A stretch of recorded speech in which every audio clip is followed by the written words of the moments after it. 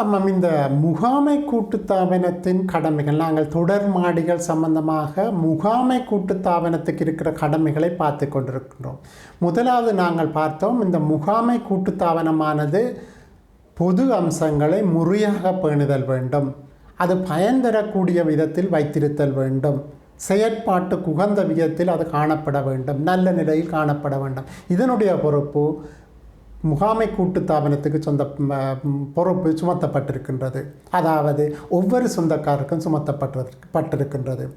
அடுத்த வீடியோவில் நாங்கள் பார்த்தோம், இந்த காப்புறுதி சம்பந்தமானது, தீயபாய காப்புறுதி கட்டாயமானது, அது விலக்கப்பட வேண்டுமான்னு சொன்னால் முகாமை கூட்டுத்தாபனம் ஒரு ஏகமனதான தீர்மானம் ஒன்றின் மூலமாக அதை விலக்கி வைக்க வேண்டும். அல்லாவிட்டால் அவர் ஏகமனதான தீர்மானம் எடுக்கப்படவில்லை என்று சொன்னால் அது கட்டாய கடமையாக வருகின்றது. தற்போது இந்த வீடியோவில் நாங்கள் பார்க்கிற விடயம், இந்த அதிகாரம் அளிக்கப்படாத ஏதேனும் நிர்மாணங்கள், கட்டட நிர்மாணங்கள். இதில் இரண்டு விடயம் இருக்கின்றது. ஒன்று அரசாங்கமாக இருக்கலாம், அல்லது பகிரங்க கூட்டுத்தாபனங்கள், பகிரங்க சபைகள், அரசாங்கம் சார்ந்தப்பட்ட சபைகளாக இருக்க முடியும், அல்லாவிட்டால் நியதிச்சட்ட சபைகளாக இருக்கும். இவை ஒரு கட்டளை அல்லது அறிவித்தலை கொடுக்கின்றன இவற்றை திருத்த வேலையை செய்யும்படி. அவை திருத்த வேலை என்று சொல்கிற போது அது அதிகாரம் அளிக்கப்படாத என்பதல்ல. அந்த முகாமை கூட்டுத்தாபனம் பொது அம்சங்களை பேணுவதற்காக சில வேளை அங்கே ஒரு லீக் இருக்கக்கூடும், நீர் வடியக்கூடும், நீர் ஒழுகக்கூடும். இவ்வாறு சந்தர்ப்பங்கள் இருக்கிற போது, அல்லது வெடிப்பு ஒன்று காணப்பட முடியும். இவ்வாறு காணப்படுகிற போது சில வேளை அது சிஎம்ஏயாக இருக்கலாம், அதாவது கண்டோமினியம் மேனேஜ்மெண்ட் அத்தாரிட்டியாக இருக்கலாம், அல்லாவிட்டால் வேறு உள்ளூராட்சி நிறுவனமாக இருக்கலாம், அல்லது யூடிஏயாக இருக்கலாம். இவை தேவைப்படுத்துமாக இருந்தால் அந்த திருத்த வேலைகளை அந்த கட்டளைக்கிடங்க செய்ய வேண்டும். அதாவது அந்த பொது அம்சம் ஒரு வகையில் தொல்லையாக அல்லது நியூசென்ஸாக அமைந்து விடுகிறது. அந்த நியூசென்ஸை இல்லாமல் பண்ண வேண்டிய தேவை, கடமை பொது கூட்டுத்தாபனம், அதாவது இந்த முகாமை கூட்டுத்தாபனத்துக்கு காணப்படுகின்றது. அடுத்ததாகத்தான் இந்த அன்ஆத்தரைஸ்ட் விடயத்துக்கு வருகின்றோம். அதற்கு முன்னராக சில வேளைகளில் இந்த திருத்த வேலைகளை இந்த அரசாங்கம் அல்லது பகிரங்க நிறுவனம் அல்லது நியதி சட்ட சபை தேவைப்படுகிற போது அது சில வேளைகளில் அந்த சொந்தக்காரரின் விடயமாக வந்து குறித்த சொந்தக்காரர் வீட்டிலிருந்து தான் அந்த பிரச்சனை எழுகிறதாக இருக்க முடியும்.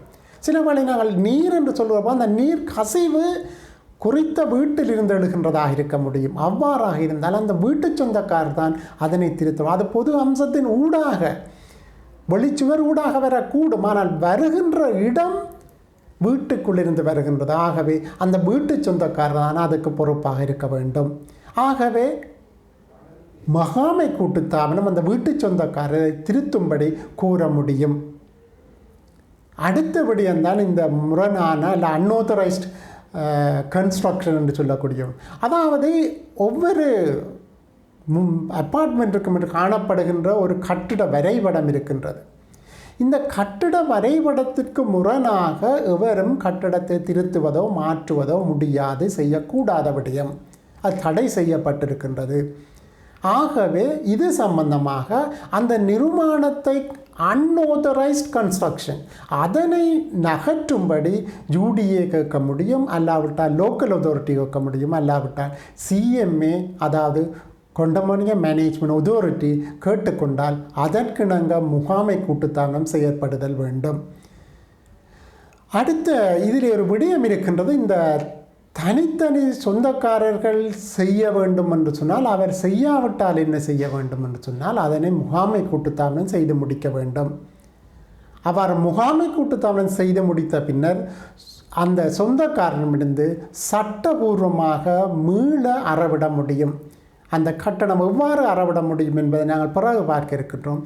ஆனால் அந்த வேலை செய்யப்பட வேண்டும்.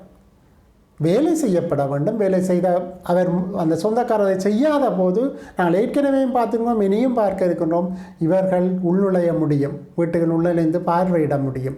அதற்கான நியாயமான, அதற்கு இரவு 12 மணிக்கு அதுக்குள் கூற முடியாது.